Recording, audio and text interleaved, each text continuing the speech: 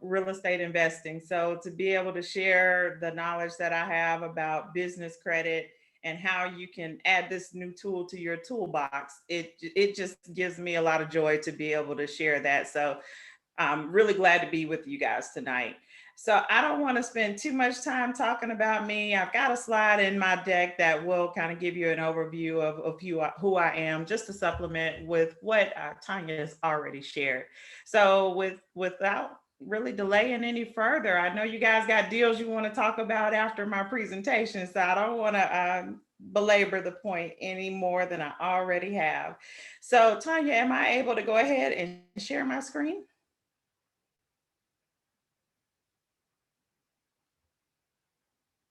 Let's give it a shot.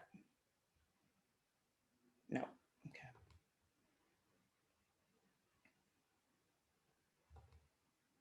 There we go. Okay. You should be able to now. All right. Let me know if y'all are able to see that. Yes. Okay. We're in business. All right. I'm going to see if I can put this in full screen so you can see a little bit better. All right. So, really, what I want to talk about this evening is how to leverage business credit for real estate investing. For those of you who may not be familiar with business credit, we'll talk a little bit about what it is and how it can be the probably one of the most useful tools that you can have in your toolbox, as I've already mentioned. So here's our agenda. We're going to talk about some secret strategies to invest using other people's money, and business credit is one of those things that falls into that category. We'll talk about why you should be building your business credit. And there's really three main steps to the process that I want to highlight. The first is credibility. The second is monitoring your business credit. And the third is building those vendor accounts, getting approved for business credit accounts. We'll talk about some secret hacks to maximize your funding amounts. And of course, we offer services that might be able to help you. So I'll just hit that briefly. It's not a sales pitch. Just want to let you know that if you do need assistance, we are here to help. So, as we've already mentioned, my name is Letitia Isbell Howard, also known as the Savvy Diva. My business, Savvy Diva Enterprises, is here to be able to help you with your financial needs, how to build your business credit, how to access funding, how to optimize your personal credit. We pretty much are a one stop shop. We even offer transactional funding for those of you who wholesale. If you ever have to double close and need access to funds for a very short period of time, we have that available to you as well. But my passion is real estate investing and financial literacy. I'm all about helping people to tap into some of that knowledge that might not be available to us otherwise. So think about the things that we're taught in school. It's all the other stuff that I try to bring to the forefront so that we can access that knowledge that they just don't teach in K through 12. And even with a finance degree, I didn't learn the stuff that I'm going to be sharing with you, even though I paid for that degree and the MBA. None of that taught me any of this stuff. So, with that being said, let's get right to it. So, I call this slide the real estate investing funding trifecta. So, there are really three strategies that we leverage to be able to fix and flip using 100% other people's money. So, the first piece of that is the hard money loan. That's going to cover the majority of the funding that we need. But also keep in mind with hard money loans, you have to be able to fund your down payment. So there's a funding gap there. So, how do we fill that gap? Well, if we have access to private money, anybody that you know that has some lazy money sitting in a 401k or an IRA or a savings account, you can leverage their funds to be able to invest in real estate. And then they earn a better return that they would have earned with that money sitting in the bank or in that retirement account. Everybody doesn't have access to private money, so we understand that. The other thing that you can do to fill that gap is to access business funding. I'm not going to get into all the details around that, but business funding will allow you to leverage. In most cases, it's going to require a personal guarantee until you've completely built out your business credit. And we'll talk about that process in a moment. But for most people, they're needing to access funds quickly, don't have the time to really kind of go through the entire process of building their business credit, but they need access to funding. It is there, it is available if you have the credit requirements to be able to tap into that funding. So, now let's talk about where business credit comes into play. Business credit, and when I speak about business credit, I want you to think about it from this regard. What we're trying to do is show you how to build business credit without having to personal guarantee. So we don't want you to tie your personal credit history and your personal credit identity to your business credit identity. You can separate the two. So that is the ideal scenario. You want your business to now be able to stand on its own. And we'll show you how to do that in just a moment. But business credit is again that missing tool that most people don't have in their toolbox, but it can be a very powerful tool because it will allow you to leverage Home Depot, Lowe's. We have Sherwin Williams, Amazon, Sam's, all of these different retail accounts that you can now leverage those funds to be able to get your fix and flip started. If what you're trying to do is leverage hard money, keep in mind that even though that hard money loan will cover 100% of your renovation costs, it is a reimbursement process. So they operate on what you call draws. And those draws, you only get those funds after the work has been done and they've sent an inspector out to say, yes, the work has been completed satisfactorily. We'll release those funds. So you have to be able to fund the first part of your flip until you can get your first draw. So ideally, you want to break up your scope of work into multiple phases. Let's just say it's a $50,000 renovation, and you're going to break it up into 5 draws. So 5 phases of construction. So each one's going to be roughly about $10,000. So that means you've got to be able to buy your materials, pay contractors, whatever that work that needs to get done. You need to be able to fund that on the front end and then apply for your draw. You're going to use those funds to pay down those credit accounts back down to zero. And then you're going to use those same credit accounts for the next phase of construction to buy your materials and keep that process going. So just keep using the same capital over and over and over until your project is completed. That's how you can leverage business credit. It does not affect your personal credit at all if you're building that business credit without the personal guarantee. So, what does that mean? Now you can leverage those accounts with no impact to your personal credit scores, to your utilization on your personal credit. Those business accounts are there to be able to relieve some of that financial pressure from your personal finances by leveraging the business credit instead. All right, so let's talk about a little bit more in depth about business credit, what it is. You can have excellent personal credit, you can have terrible personal credit. None of that matters. It doesn't impact your ability to be able to build your business credit. So, what can business credit do for you? We've already talked about those retail accounts that are going to be critical for us as investors, right? But it does require a process. You have to start with these trade vendors, these starter vendors that are going to help you build your business credit profile and your score. And then once you've got that score, now you can start going after those Home Depot cards, the Sam's and all of that. And keep in mind that with business credit, you can get limits 10 to 100 times higher than what you would get as a consumer. It is absolutely possible. So now, once you've gotten those retail accounts, now you can get those high limit Visa cards, MasterCards, American Express.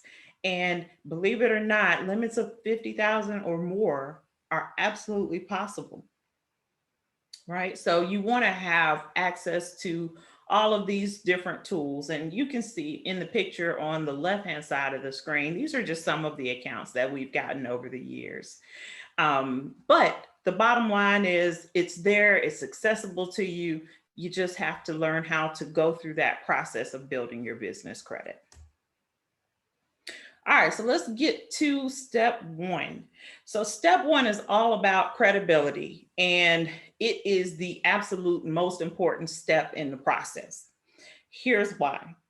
When you're building business credit and applying for these different accounts, these vendors are always going to assume that you're not legitimate until you prove that you are. And the reason why is because it is incredibly easy to be able to get an LLC. Here in Georgia, I can go online and apply for my LLC. As long as I'm not using some other business's name, I can typically have my articles of organization in 3 days. It's just that easy, right? So the EIN number, I can go online and apply for that on the IRS website, have an EIN number in 15 minutes. So because it's so easy, the vendors have a very strict checklist, an underwriting checklist that they're going to go through to be able to determine, is this a real business, right? So they don't want to extend their credit to just anybody. So let's talk about the first thing here. So your entity name, the type of business you have, and your industry. So your entity name, keep in mind that there are certain industries that are considered high risk or they might get flagged. Real estate can be one of those industries. So when you're choosing your business name that you're going to be using to build your business credit, now, of course, this is the business that you're operating under, but I don't have to be specific about what my business is. So, for example, our real estate investing business is the Property Whisperers. It doesn't say real estate investors. It doesn't say anything that gives them the indication that what we do is specific to that niche within real estate. So the more generic you can keep it, the better it is when you're building that business credit, because you don't want to throw up a red flag before you've even had an opportunity to really get serious consideration from that vendor. So think about the name that you're using. You definitely want to have a formal entity. Operating as a sole proprietor really does not work well for business credit. You need an LLC, you need an incorporation or a nonprofit, some formal business entity, and it has to be registered through the Secretary of State. All right, so that covers the entity name, the type of industry you're in, and even the keep in mind when you're applying, they'll sometimes ask you for an SIC code or a NAICS code. Those are industry classification codes. That's all that is. So when you're registering your business or applying for credit, those things are very commonly asked for. You can keep it very generic. So again, our real estate investing business, I think the next code that we use is the one that is for services related to real estate or something to that effect. It's very generic. Keep that in mind. All right, so let's move on to the address. So most of us right now are operating business out of our homes, even if you have a brick and mortar location. Probably not the safest thing for most of us to be doing right now, congregating together in offices, right? So most of us are working from home. Um, just because we work from home does not mean that we should use our home address when we're building business credit. Because what's going to happen is that vendor is going to Google your address and they're going to see it's a residence. So, what you want is a verifiable business location. So, I'm not advocating that you go out and start paying rent or leasing a space. You don't need a brick and mortar location. All you need is a verifiable business address. A virtual office provider will suffice. Not all virtual office providers are created equal, though. There are some that have been flagged. iPostal is one that I know of that really is not good for building business credit because they will deny you if they assume that you don't have a physical location. I know that iPostal is one that has not worked well for others. So if you have questions about virtual office providers, on my website, I have kind of a preferred list of vendors for a lot of these different things. So that way, you know, these are ones that I know of that are good for building business credit, and you can tap into those. All right, so the next thing let's talk about is your phone number. So your phone number is important. You don't want to use your cell phone. What you want is a business phone number, a number that is completely separate from you. You can use any of those providers like Smartline. Don't use Google Voice, it will not work for building business credit. But Smartline is one, phone.com is another. Again, I have resources on my website that can help with choosing a phone provider, and they're super cheap. I mean, like most of them are $10 to $12 per month, and it ties to your cell phone. So when someone calls that phone number, it rings your cell phone. Okay, so that is important. The next thing is business licenses and trade licenses. Well, you know, it's kind of commonplace for you to have a business license, right? That's what you need to be able to operate your business in the city, county, state that you are in. But a lot of people don't think about trade licenses. So if you're a general contractor, you need to get a general contractor's license if that's how you are operating in the marketplace, and whatever the requirements are to keep that license active. So again, a vendor will check those things to make sure that you are operating legally. Okay. So now let's talk about your email and website. This is a pet peeve of mine because I do see that a lot of us in the industry leverage Gmail, AOL, Yahoo, any of those services, those free services really are not good for building business credit. Again, you want to look like you're a legitimate business. So, my advice is to pay for a domain, and you can use GoDaddy or HostGator or any of those sites. Pay for a domain and use an email that is tied to that domain.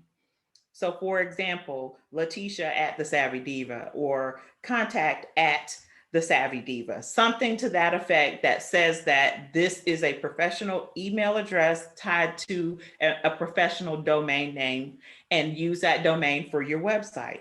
Now, you don't have to have any, big fancy elaborate website, just something that says that you are in business and you are trying to market your business to attract customers. All you need is a web presence. Okay. Next, we've got business listings. So, the address that you use, you want to have that listed online. You can use Google. So, we have a Google My Business page, we have a Bing listing, we have a Yelp listing, and all of these are free listing services. So definitely start listing your business with any of those listing providers, again, to show that you are out in the marketplace and you're legitimate. Your phone number, you want to register that with 411 because they will call 411 and try to find the property whisperers in Atlanta, Georgia. And if they don't find a phone number listed, they will assume that I'm not a legitimate business. Again, everything has to be verifiable. Next, you've got your EIN and your DUNS number. So we've already talked about the EIN a little bit. Make sure that you have an EIN. If you operate multiple businesses, you want to have a separate identity for each business. Each one should have its own EIN. And then your DUNS number, that is Dun and Bradstreet's, it's their version of like your EIN number. So it is going to be critical for you to have a DUNS number registered when you start building business credit. It's kind of like your social security number when it comes to business credit. So there's a website. If you go to dunandbradstreet.com, you can apply for a DUNS number. It is free. They will try to sell you all kinds of stuff. Just keep clicking no. Keep clicking no, because you don't need to spend the money for the packages that they're going to try to sell you on how you can shortcut and build your business credit. They're crazy expensive, and really it's the same stuff that we're going to be talking about. They're just trying to um, help you take some shortcuts to do it, but it's not necessary and it's very expensive. All right, so next we have your business bank account. Always, always, always get a business bank account, again, to separate your personal finances from your business finances. And I'm going to give you a tip here. If you get a business bank account before you've gotten your DUNS number, you will get assigned, and don't bet your paycheck on it, but I know from firsthand experience that if you get a business bank account, they will assign a DUNS number for you if you don't already have one. So when you go to DUNS and try to get your number, it's going to make you search first to see if a DUNS number has already been assigned to you, because it's very possible that that may have happened when you got your business bank account. All right. And it would be pretty much instantaneous if you do it through your setting up your business bank account. If you go straight to DUNS and apply for a DUNS number, it can take a couple of weeks. So just be prepared for that. It's not overnight.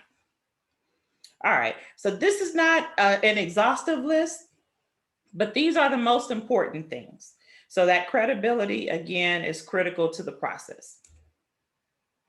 All right, so let's just do a quick audience poll, and I'll see if I can get to the chat. I'm in full screen mode here, so it may not show it to me, but audience poll.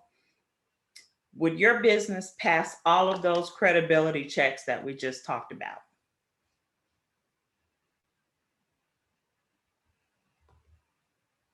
Nope, nope, nah.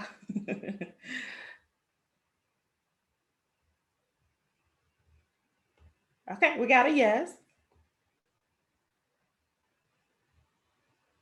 So just know that that's why we're having this conversation tonight, because a lot of people just, we don't know what we don't know. We've never been exposed to this information. So hope you're taking good notes, because those are some of the things that you definitely want to start addressing as you move forward. All right, so I am going to move on. Uh-oh. Did we get somebody drawing a mural? I don't know how to clear that off. Let me see if it'll let me erase. Okay, I'm not sure how to clean that up, so we're just gonna keep on going. All right, next step. Once you start building your business credit, it's important to monitor your business credit. There's, I mean, you can go straight to each of the three major credit agencies for building business credit and subscribe to each one of them on your own individually. It doesn't make sense to do that, in my opinion. What I recommend is one vendor where you can get access to all of this. But what I'm going to show you right now, this is what a business credit profile looks like. Okay, so the first one up top here, that IntelliScore is an Experian score. So these are screenshots from Experian Business. There's three major credit agencies for business credit. The first one we've already talked about, Dun & Bradstreet, is the most common. They're the big guy as it relates to business credit. So you can't get around establishing a Dun's credit score. It's necessary. Experian is the number two player, and their scores are used by a lot of those major retailers. So that one is very important as well. And then you've got Equifax Business. Equifax is not a huge player in the business credit market. That's why I tell people, don't really focus on building that one right away. It'll come. It will come once you start getting into higher tier vendor accounts. but focus on your dones. And typically when you focus on dones, Experian's going to come right thereafter. And then you can really focus on Equifax down the road. But here's what I want to point out here. So this one up top, the credit score is a 74, which is for Experian business. A 75 is considered good. So this one is a low to medium risk, which is pretty good. But ideally, you want to have a 75 or higher. For your Dun and Bradstreet paydex score, you want to be at an 80 or above. That is considered good. For Equifax business, that one, 566 is the number that I hear is good for that one. But again, don't really focus on that one too much. But the thing I want to point out here is right here below those scores, it says credit limit recommendation. So if I am a vendor and you are applying for credit with my company, when I go and I pull your business credit reports, they're on their side, they will see a recommendation. It will say, we recommend $15,600 as a credit limit for this business. And it's going to be based upon the accounts that you have, the access to credit that you currently have. So the more you get approved for, the bigger your credit limit recommendations are going to be over time, right? And again, that's tied to your score as well. So you want to have a good score. You want to start getting higher limit accounts, because that's going to open up the doors for even higher um, credit limits in the future. All right, so let's focus on right here. You see business category under payment experiences. Business credit is all about payment experiences. Your personal credit, there's 5 factors that impact that. The most important thing for business credit is your payment experiences. How many times have you gotten an account? How many accounts do you have, and how many purchases have you made and paid those invoices? So the more you use your business credit, the more it's going to help your score, and the more it's going to open the doors for more accounts. It's all about utilization and keeping that active, right? You'll notice you don't see names of the creditors. They use the business category. I have no idea why, but that's just how they do it with business credit. So hardware might be, I don't know, that could be a Lowe's or something like that. Office supply could be um, Uline, or no, Uline is packaging. I do know that for sure. Office supplies might be Quill or something like that. So they're going to tell you what business category that vendor is in, the date that it reported, the last time you purchased from them, and what your payment terms are, whether it's a revolving account, a net 30 account, net 60 account. And let's talk about what all of that means. So if you've got payment terms of net 30, that says that you have 30 days to pay your invoice. If your payment term is net 60, you have 60 days to pay that invoice. If you have a revolving account, you don't have to pay it in full by a certain date. You can carry a balance from month to month, just like you would with any revolving credit that you have on your personal credit. So just know the difference in those payment terms. It will capture what your recent high credit is. So it'll say, this is the highest credit amount that this person has used on this account, right? It'll show you your current balance. If you've ever been beyond terms, what does that mean? That means that you paid late. So if your due date was on the 10th and you paid on the 11th, you are 1 day behind, beyond terms, right? So you don't ever want to be in this category. Pay your bills not just on time, but pay them early. So you want to target kind of in the middle of that invoice cycle. So if it is a net 30 account, try to pay around day 15, because you're going to get more points. It's going to help boost your business score by paying early, but you can't pay too early because it'll show up as a cash transaction. Okay. So keep that in mind. Pay your invoices early, but kind of in the middle of that cycle. If it's a net 60 account, pay on day 30. All right. So again, look at these credit limit recommendations. Here's one down at the bottom. Their recommendation is 65,000. And the reason why is they have some contracts that are showing up on their business credit. Maybe they provide some services to, I don't know, maybe it's a government contract, and that contract amount is for $100,000 that could show up there. Who knows? These contracts will show up as a credit limit on your business credit reports. Look at this credit limit recommendation, 724,000. I'm showing you how these profiles look and how it correlates to this recommendation. They've got a 96 for their business credit score, but look at all of these accounts that they have. Look at the limits that are showing up here, and look at the contract amounts that are showing up here. This is creating a situation where they are in very favorable terms to be able to get more credit. All right, so I won't belabor that, but the vendor that I'm going to recommend for credit monitoring is NAV. So NAV, NAV is in Victor, is the only place that you're going to go and get access to all three of your business credit scores. There is a fee associated with it, and they have different tiers, but it's absolutely necessary when you're building business credit, because that's the only place where you're going to see your scores without having to pay a lot of money to each one of those business credit monitoring, business credit reporting agencies. All right, so I think we had at least one person that had some business credit that they had already maybe started because they had passed all of those credibility checks. But if there are any of you that have started building your business credit, drop that in the chat. How many accounts do you have reporting? Let's see where y'all are.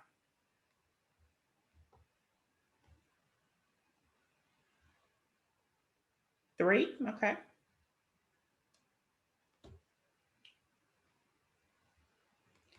Anybody else?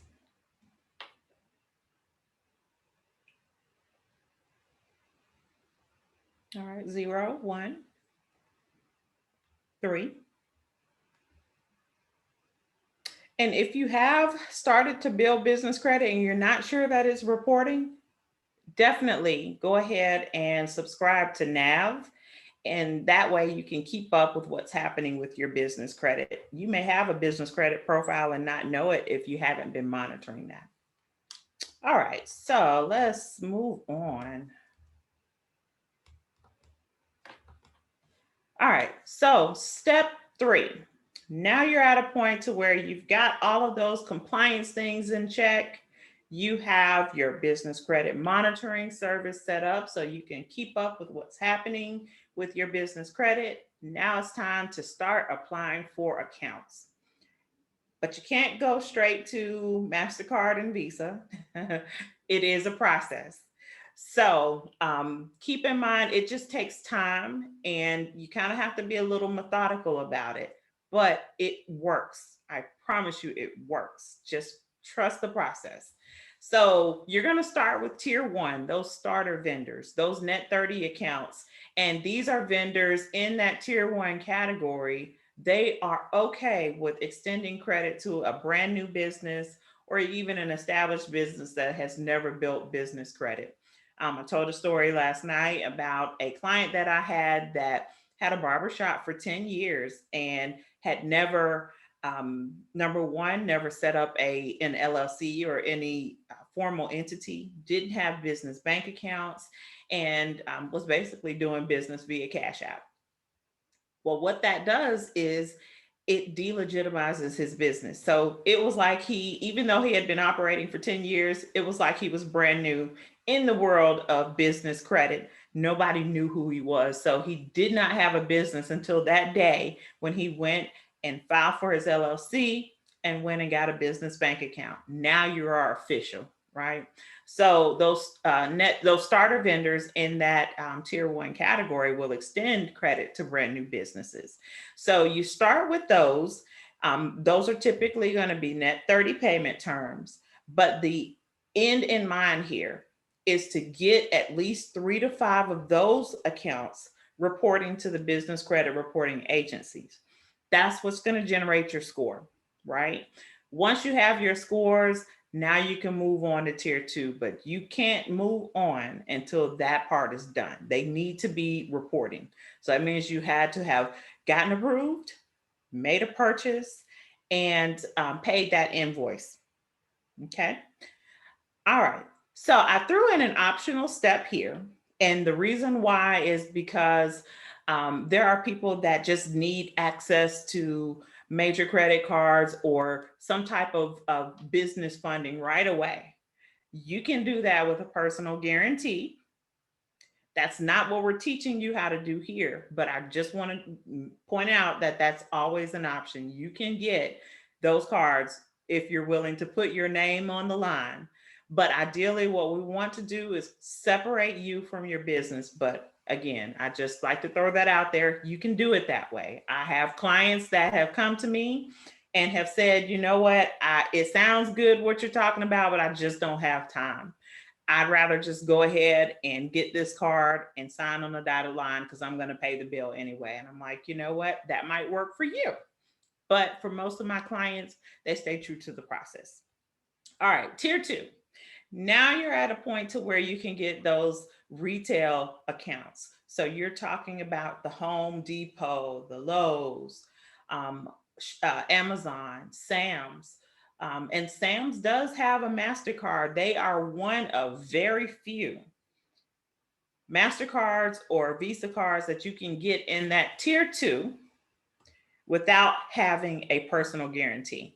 So keep Sam's in mind. They're a great one to have. So they have 2 accounts. You have your store account where you can only use it in Sam's, but they also have a Sam's MasterCard as well.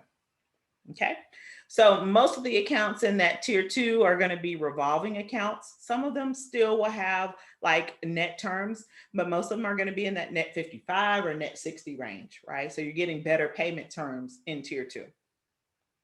But what you want to have is at least 5 accounts from tier 2 before you move to tier 3. Okay. So you need to have 5 reporting. Let me clarify that. They need to be showing up on your business credit reports. Okay. Now, tier 3, you are now at a point to where you can get what we call cash credit. So that is your American Express, Visa, MasterCard. You can even get auto financing using your business profile and not having to personal guarantee. All right. Where you want to be in tier 3 is to have at least 4 accounts from tier 4 reporting on your business credit reports. And now you can move on to tier 4, which is the upper echelon. Now you can get unsecured business funding, right? So now you can get those lines of credit that you can leverage to scale your business, to hire, or whatever it is that you need to do in your business. You can do that using those accounts that you're able to get in tier 4. That's where you can go to a bank and get approved for those unsecured business lines of credit as well. And then finally, I threw out this again optional step. There are some trade accounts that you may say, I need this account, but it doesn't report to the business credit reporting agencies. They're out there.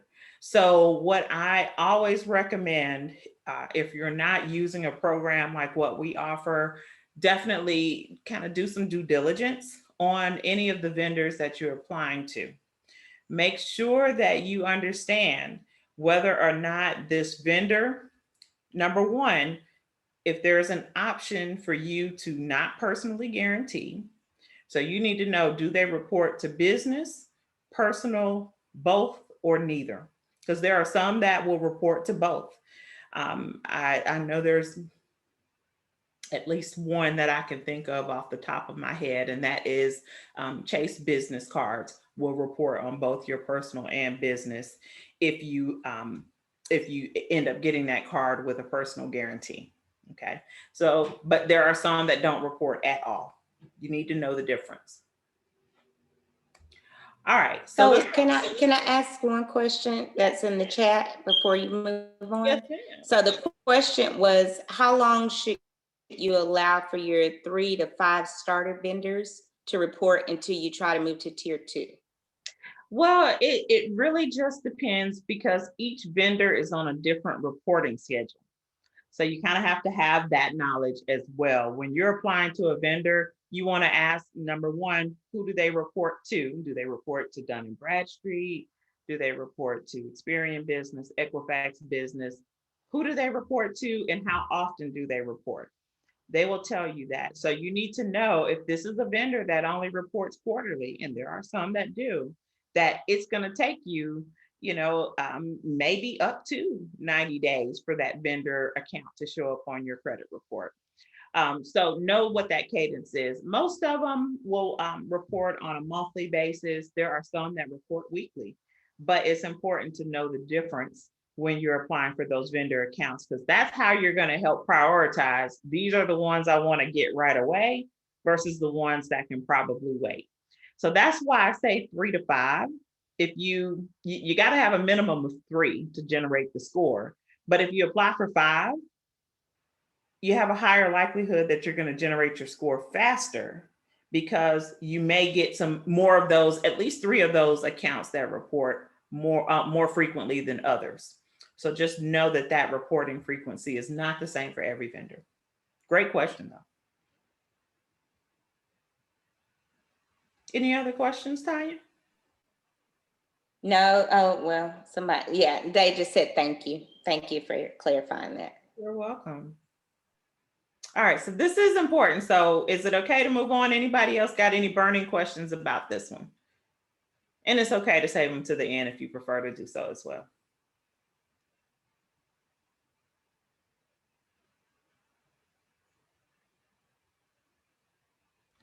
Any others?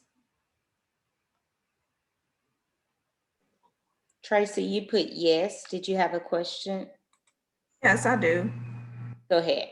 I wanted to know some examples of the starter vendors. So the ones that are most common are Uline. Uline is they specialize in like packaging type materials, but they've got all kinds of stuff. What I get from Uline is usually like cleaning supplies, and I even got some cell phone chargers from them. So Uline is one. We've already talked about one, Nav. So you're going to have to get Nav to monitor your business credit reports anyway. They actually have an option that you can subscribe to that will give you an additional trade line. So they will report your payment that you make to them on your business credit reports. So that one's an easy one. You're going to get approved for Nav. That's a gimme. And then maybe some other vendors like their Granger, Quill. Those are the most common ones. Home Depot does have a starter card. They purchased a company called Supply Works. And so now they do have a starter card. I think they market it as HD institutional or HD pro institutional or something like that. But if you just Google Home Depot Supply Works, it'll come up. It is a pain to try to get approved for it, but it is possible. Thank you. Mm-hmm. And so the other question was, do you have a list of the net 30 vendors on your account, on your website? I don't have a list of the net 30 vendors on my website, and just in full transparency, out of respect to my paying clients, I really Yes. could post that. But Yeah.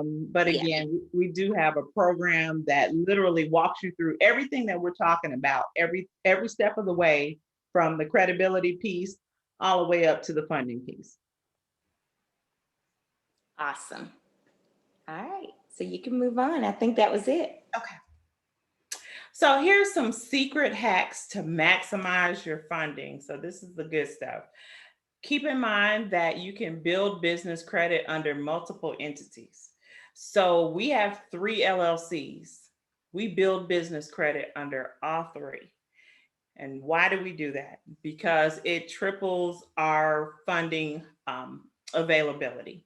So we have 3 Home Depot accounts. We have 2 Lowe's accounts. We have 2 Floor and Decor accounts. Can you imagine what you can do with that as a real estate investor? build your business credit under each one of your entities. Okay. You can, if you're going that personal guarantee route, keep in mind each partner can obtain their own funding. So if you decided to do that, it is very possible for an LLC that has three members for each partner to obtain their own funding, and now you've tripled the amount of funding or capital that you have access to. And then you can do a new round of funding every 6 months. So those are some little tips and tricks to be able to get bigger dollars to play with. But here's my word to the wise: borrow responsibly. Never, get into a situation to where you are over leveraged. Keep in mind what your exit strategy is. So you need to know, for example, I'm going to use the Home Depot account that we have. We have a $25,000 credit limit on that Home Depot account. Well, if I don't break up my scope of work properly, meaning that I break it up into smaller draws so that I can, again, leverage that account more effectively, because with that account, we get 60 days to pay. If we basically just had, one big draw at the end, I might get into a situation where my payment is due before I've gotten my draw. I haven't planned properly, right? So know your exit strategy to pay back the debt. That's all that I'm saying. Just be very strategic about how you're borrowing. Borrow with the means to be able to pay it back, or at least the plan to pay it back. Okay. Use good debt. And then also seek expert advice. If you really feel like, this is something that is not your strong suit, um, there's YouTube University. Now it may take a little bit longer to kind of put all the bits and pieces together, but it's out there. There's a lot of information out there, but also again, I would underscore expert, because you do want to get good advice, because you might be making decisions on some information that may not be true or accurate. So why is all of this important? Over 50% of businesses fail within 5 years. The primary reason that businesses fail is because of cash flow problems. So 1 in 4 business owners will be denied funding due to cash flow problems. Business credit gives you the opportunity to leverage the cash flow available in those credit accounts, right? So it relieves the pressure on your personal finances by leveraging the business finances. Your business can become its own ATM. You can tap into that business funding whenever you need to if you built out your business credit properly. If you work your way through all of those tiers, you have a strong business credit profile, and your business can now stand on its own. I use the example of it's a grown adult now. It can stand on its own. You can always be able to access capital without a personal guarantee if you've built your business credit the right way and that you have the ability to pay it back. So, all that these lenders want to see is that you've got a strong profile and you got the cash flow to be able to pay back your debt. If you can demonstrate those two things, they will throw money at you, right? Or let me rephrase that. They will throw money at your business. All right. And I just love this point here. The greatest wealth transfer in history will take place over the next 3 years. That was in a Forbes article this past year. So we all know what's going on with the pandemic and how it's affecting the economy. There are like 3 million people that are behind on their mortgage right now. So at some point in time, those forbearances and those moratoriums are going to end. There's going to be a lot of people that are going to be in difficult situations. And we, as real estate investors, we can help these people solve those problems. So, does that present opportunity for us? Absolutely. But the most important thing is we will be in position to help a lot of people. have the right tools in your toolbox to be able to take advantage of, number one, the opportunity, but also to do it in a way that doesn't put you at financial risk. So, how can we help? We do have a step by step system to help you build your business credit through our cutting edge software. We have a business advisor team that will actually be accessible to you. And this is with a 12-month program. They're there to hold your hand, hold you accountable, and to kind of coach you through the process. You will have access to hundreds of vendors and lenders in our database. And you get to leverage my expertise and the network of partners that I have as well. So, the end in mind is we want you to set your business up credibly, establish a positive business credit profile and score very quickly. You want you to obtain vendor credit, store credit, fleet credit, cash credit, all in your business name, reporting to the business credit agencies. And the end result is you're going to become lendable and build your business credit. Okay. So, last audience poll. How would you maximize 250,000 in funding? Because that is absolutely possible once you've worked your way through all of the different tiers of business credit. You can get qualified for those types of funding amounts. Number one, if you've built your business credit profile credibly. And secondly, if you have the ability to demonstrate the ability to pay that back. So what could you do with 250,000?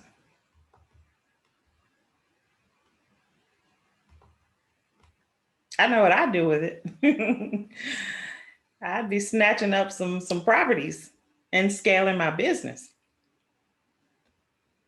All except the last one. You wouldn't pay yourself back? Okay. All right. So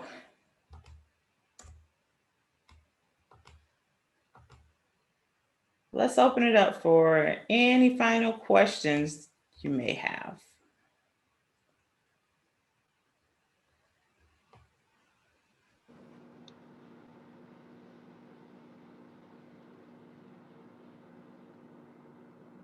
No questions? Quick What? question. I actually do Quick have a question. question. You said something about earlier about keeping your name generic, something that they were avoiding as far as real estate. Did I hear you correctly on that, or can you explain that one more time?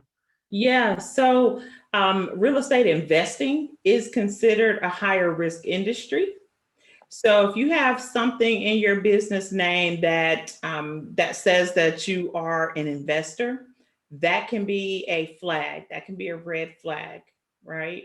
So I just recommend keep it, very generic. So the property whispers, I use that example, is something, it can be a host of things related to real estate, but it doesn't necessarily scream real estate investor, right? Gotcha. So you can use holdings or enterprises or something to that effect. Okay, thanks. Mhm.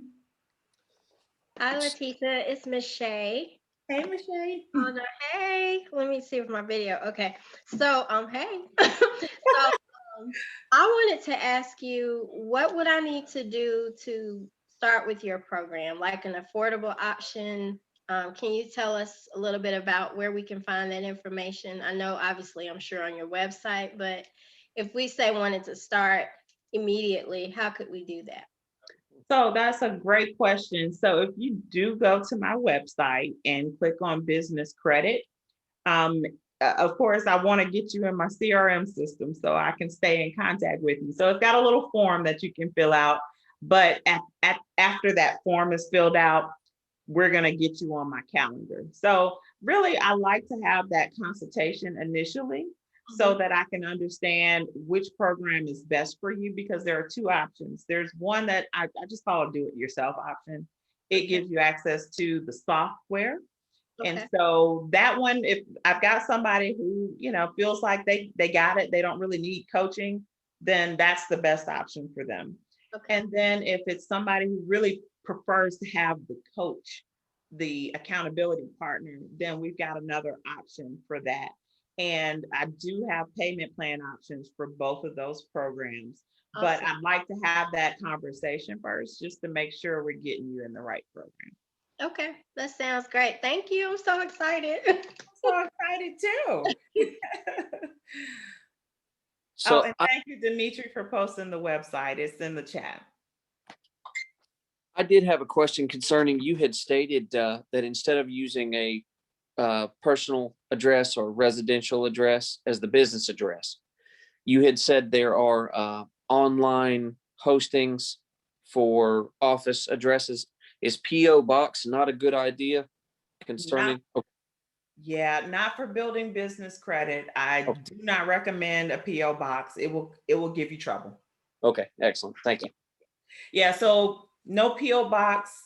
Don't go to the UPS store. Uh, don't use iPostal. Those are some that I know will cause you problems. Okay. Get a good virtual office provider. They're not expensive, but they're not cheap. A good virtual office is going to be somewhere in the neighborhood of $40 and up. So anyway, there's some due diligence you want to do there.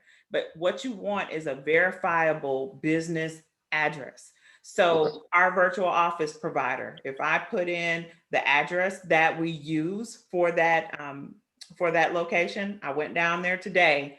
I can physically go to that address. It's an office building in Midtown Atlanta. I can go up to our suite number, check our mail, and leave, and it's verifiable. That's what you need. I'm sure I can Google them, but was there one specifically that you recommend? Actually, that's on my website as well. So I've got a link on my website. If you click on resources, and it'll say partner resources is the sub page there. Partner resources has all types of recommended vendors that you can use for your phone, your website, your virtual office, your domain, email, all of that stuff. Okay, excellent. Thank you very much. You're welcome. So Letitia, I have a quick question. So I know you mentioned, I think when we started, that there is a way to know how we can, if we do have to use personal credit, right? How to transition from personal credit to the business credit. Is there a good way to do it? Is there a good process to the transition? And when you say transition from personal credit to business credit, just know, business credit is its own thing. So if you have let's just say you've got a personal account with Home Depot, right? You want to call them first and say, hey, I've got this personal account, but what I really need is a business account. They're probably going to tell you what you'll have to do is close your personal account and apply like a brand new account holder for the business account. I don't know of any vendors that will kind of do this seamless transition from one to the other because, again, their underwriting criteria is different for you as an individual than it is for you as a business. So you would have to start all over. I think so. Now, if somebody proves me wrong, please let us know. But I haven't seen where you can just kind of get that vendor to just change the type of account you have from personal to business. Gotcha. All right. Hey, Letitia, so as far as the business account name, did I hear you correct? Is it feasible or doable to put the business account in your LLC name versus saying, hey, I'm Derek and here's my, Yes. So what you want to do, and this is what I recommend, just to make sure they're not sneaky and try to run your personal credit anyway. Lock your personal credit. So you can put a security freeze on your Experian, Equifax, and TransUnion reports, right? Lock your personal credit where they can't access it. And then when you go and you apply for business credit, you are applying as your business using your business name, your EIN number, your business address and phone number. All of that should be the business information. Now, they may ask for your personal information because they will say that we need to have information regarding the beneficial owner, right? Because the law says that they need to verify who is the owner of the business. That's not uncommon. So they may ask for your social, but I will ask them 5 or 6 different times. Okay, if I'm giving you this information to verify I am who I say I am, and I am the beneficial owner of this business, you're not pulling my personal credit, right? This is not a personal guarantee, right? I'm not personally liable for this account, right? So I will ask that same question multiple ways to get them to tell me that no, we are not going to run your personal credit. And if you see something on that application that says that that's what they're doing, I wouldn't even sign it. Okay. Okay. Okay. Thanks. Mm-hmm. Letitia, Mm-hmm. good evening. Hi. Great information. Question. This is regarding the LLC. So, how many LLCs should we have? Well, that depends on you. So each one of the LLCs that we have, like I have one for my financial services business because that is separate from my real estate investing business. I really would recommend that you get that type of advice from a CPA or someone that is in the tax arena because there may be tax implications to your business structure. But for us, what works is to have a separate LLC for each business that we run. Okay, so with real estate investing, so let's say that eventually I have 20 homes, and I've been told that I should only put so many in a LLC just in case I'm sued. They're only just whatever is in that LLC is what they can get. So with business credit, am I going to apply for business credit under each LLC? Yes. Okay. All right. That's a lot of credit. Now you All don't right. have to apply for business. You don't have to build business credit for every business you have. You don't have to, but you have the option to. Okay, great. Thanks. Mhm.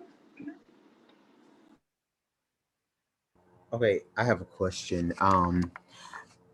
And I know the business credit and the personal credit is different, but for instance, with the 90-day revolving or 90 plus 91-day plus revolving credit, is that, I guess, compared, or how is that compared to personal credit and the utilization rate?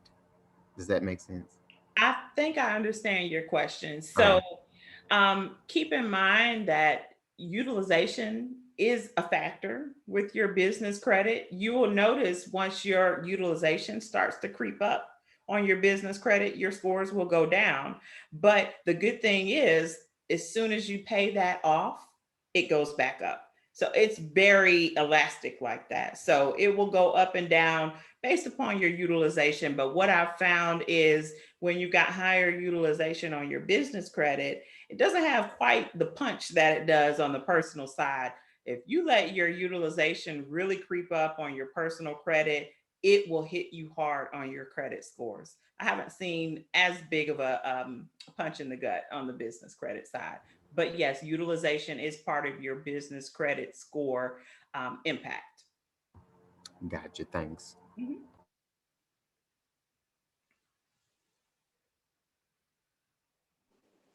Any other questions for Letitia? Great information. Oh my gosh. One other Great question. job. Great job. I've heard you talk about business credit and things of that nature, but haven't seen your presentation like this, and great information. Did you have a question, Michelle? I did. Hey, Tanya. Hey. So my question was, and this is not about business, but you do handle personal credit as well? I do. Okay. So that's on your website? Um, Hit me up on that. Okay. Okay. I don't really publicize that on my website. Really, I use that as a tool. I get a lot of people who come to me for business funding, and Okay, maybe their personal credit isn't where it needs to be to get funded. So I gotcha, kind of keep that in my toolbox to be able gotcha. to help my clients to kind of get back on track before we come back to the funding. Okay, I was just curious, but thank you. Thank you for everything. This was awesome. You're welcome. My Mhm. pleasure. And Letitia, I was going to ask you, how can they connect? So you could go ahead and talk about that, what Yes. you just put up. Yeah, so I am on all of these social platforms, and Tanya, will y'all send out the presentation? Do you want me to share it with you to send out? Yes, if Okay. you don't mind, I'm going to, I've already had some people privately chat me. I'm going to send out the recording. And if you have the slides that you want to share in a PDF, maybe, Okay. I could share that with the attendees as well. Well, if they're getting the presentation, I think that's good. We may not necessarily need to send out the whole slide deck unless you feel like it's necessary. But I just wanted to make sure people could capture how to reach me. So these are my social profiles. I am on Clubhouse, but not for real. I'm trying my best to kind of get my nerve up to really get out there like that. It's time consuming. But anyway, we do have a Facebook group. Please join my group. I share a lot of great information in there, well beyond business credit. Whenever I get grant information that comes across business grants, I post that in the group. So there's a lot of information there. Michelle's in my group, so she sees and knows what I'm talking about here. But anyway, you can follow me on all of those social platforms. And here is my contact information. Best way to get me is either by website or email. On my website, there is a form that, again, if you click on business credit, it's going to ask you to put in some of your contact information. I'll get that on my side and we'll get you on my calendar. And we can talk about what your goals are, and let's line up the right tools to put in your tool belt to help you achieve those goals. All right, and that's all I had. And I hope I didn't take too much time, Tanya, but it was a lot of information I know to cover. They had some great questions along the way. It was great information. No, it was great. It was Oh, great, great, great. It was great. So it was very good. So Thank thank you for sure. Yeah, thank you so much. This was very good. And things that, a lot like we were talking about yesterday.